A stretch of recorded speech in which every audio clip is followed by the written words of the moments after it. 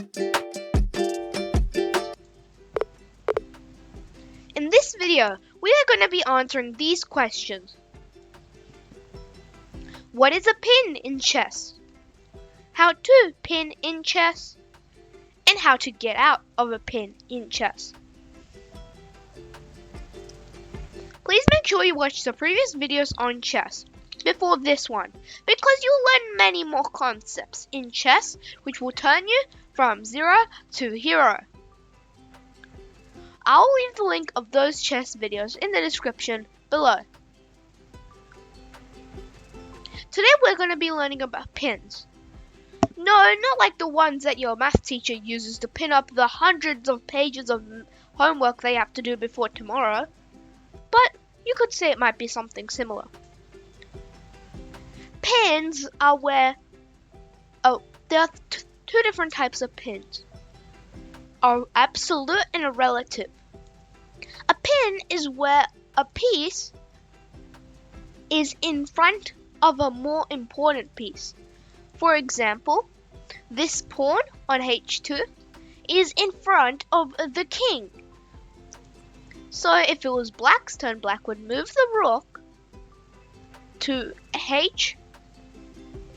the h file or h6, and if there was, let's say, another piece on this square, white would not be able to take because then you would put yourself in check. So it is absolutely illegal to move the piece in front of the more important piece. Oh, yeah. That's what an absolute pin is. It's when the king is behind another piece. It doesn't matter if it's a pawn, rook, a knight, a bishop, a queen, but it can't be another king because kings can't go against each other. And the piece in front is not allowed to move until the piece behind has moved.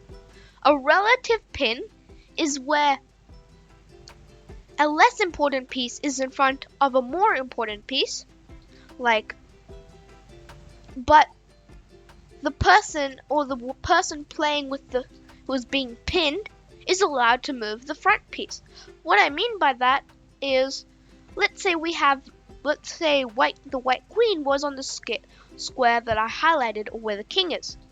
Then if the rook moved over to this h file and there was a piece here, we would be allowed to capture, because you can't put your queen in check. You can put it under danger, but not in check. Although I'm not sure why you would want to do that, because then you'd lose your queen. So those are pins.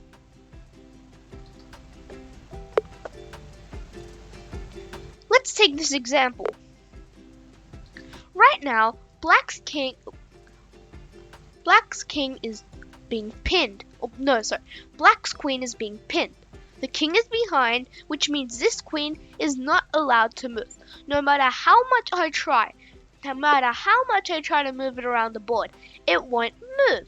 Because if you move it out, the rook on e1 is aiming directly at the king, and you're putting your king in check.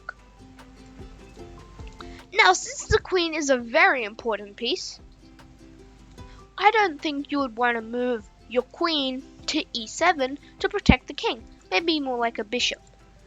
Unfortunately, Black did not watch my video on learning to count, so doesn't know that a queen is worth more than a rook. He thinks it's worth less.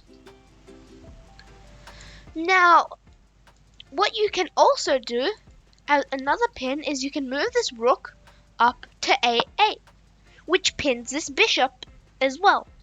This bishop is not allowed to move, because if you do, you're putting yourself in check. So this is also another absolute pin. Now, I'm not sure why you would want to do that, because the rooks were defending each other. Now that one of them has moved, they are both undefended. And we can take the rook that was pinning the queen.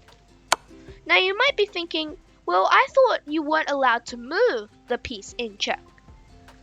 Well, yes, you aren't, but off of the diagonal or row or column. See, since this rook is undefended, we can take because the queen is still technically in front of the king.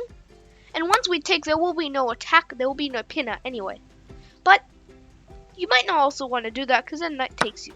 The knight plays a very important role of protecting the rook. So when you play this move to the rook to a8, black is practically stuck. The worst move for black is to move the king. No, it's to move the rook anyway. It doesn't matter. Let's say they want to attack the rook on a8 because it thinks that will help. In reality, it does not. Because we can just take this queen, and I know that the bishop could take, but it will be checked, so you can't. But what you can do, or what black can do, is black can take with the king. Remember, kings can play defense too. Kings can also take. Except black, now what white does is white takes the rook. And now we have 14 points for 5. I think that's a pretty good deal, don't you think?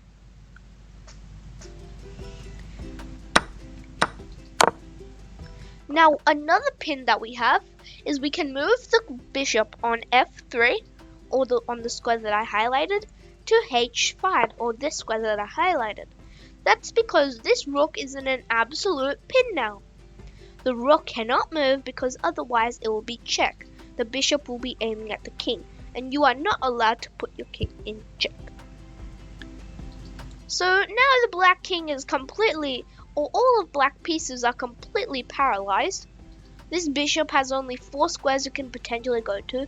These 2 pieces, the most powerful, coincidentally, cannot move at all. And as soon as black steps out, which he's practically forced to, then we just go on a merciless attack. Because when they take, we take the rook. And remember, now it's 14 for 9, which is a pretty good trade. Now on to the second position. We're going to be looking about relative pins, which is usually where a queen is in place of the king. Or because as you can see here, we are allowed to move the knight anywhere we want. We can move the knight that is in front of the queen on d1 and move it, let's say, to e5. But that's not a good move because the bishop is now aiming at the queen and it's now black's turn. So black can take and black got our queen. And that's not fair. And our king isn't even close enough to take. If we even try, this is just a futile attempt. Because now the black bishop will run away. Black will push his pawns and get a promotion. And he'll be very happy because now he will have a second queen. Oh, and he also has another queen. He can also just come in here and take. But that's not what you can want to do.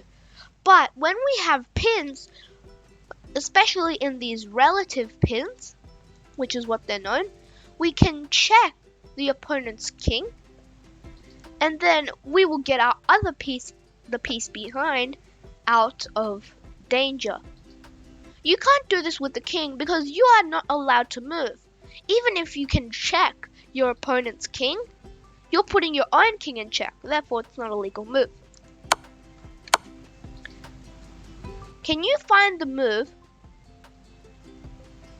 Can you find the move which leads to a very cool escape and which leads to us winning the black bishop? Pause your videos and figure it out. Okay, well, if you're back, you must have found the move which I highlighted for you, g5. Now this move is check. Black's king is in check because knight's moving in L shape. Black has to move the king. He has 5 different squares to go to. 4 different, sorry. And it doesn't matter whichever one black chooses. Black can choose this square to try and attack the knights. But what we can do is we can take the bishop. And now our knight is defended. Black can try all sorts of things, but they won't get our knight. We just move here, and then if they try to go here, it's already defended, so we can just go here and check. And then yeah, we can just do our thing. Oh, and surprisingly, this is mate. This is checkmate. Black cannot do anything. Black's king cannot go to g7 because the knight covers that square, and it's checked by the queen, and the queen also defends the knight. Very nice way to end the game. Moving on to the bonus position. Now, you can also be pinning your opponent's piece with your own piece. What I mean by that is you can have one of your own soldiers, one of your own pieces, blocking you or protecting your opponent. Take this example. Black's king is lined up perfectly with White's bishop, White's dark squared bishop, but there's a pawn in the way. What can we do? We can push the pawn to c6, and now it's check. Now, what the thing is, since it's White's pieces, White can put Black in check because you want to do that, right? You want to win the game, unless you're secretly playing for Black and pretending to be White and a secret agent and paid $5,000 for a suit and some other stuff. James Bond action. You might have also noticed that we are also attacking the knight on g5. We're not attacking, we're pinning it, but we're also attacking. This knight is completely frozen in time because it doesn't matter what it does. We will take the queen on the next turn. Now you might be thinking, well, the knight can move. Well, it's White's turn. Let's say I make it Black's turn. Oh, wrong move. Okay. What if I do this? Yeah. So now that it's Black's turn, you might be thinking that Black can go here and check us. After all, I played the same tactic on Black. Now we can take, and when Black takes back, Black would be attacking our rook. But the thing is, it was a trade. You aren't winning. Well, you are because you have the queen. But other than that, you're not winning. White can just play here. It's check. Here. Here. Then after that, White can do this. Then you are forced to move. And we can check. And then if you take, we just check again. And then you can go here. And then we can go here. Protecting this pawn so that Black cannot take. And if you try to check us, I'll just shuffle back and forth. As you can see, we're just shuffling back and forth. And after a couple of meaningless checks, which it would have been a draw by now. So essentially, let's say it's Black's turn. Or let's say Black decides to just move, and then we just promote to a queen, and we're checking, and now White should win. So yeah, there's no winning advantage. So now that you learned about pins, all you need to do is practice to master it. Write down your top learning in the comment box below. I'll see you in the next lesson. Bye!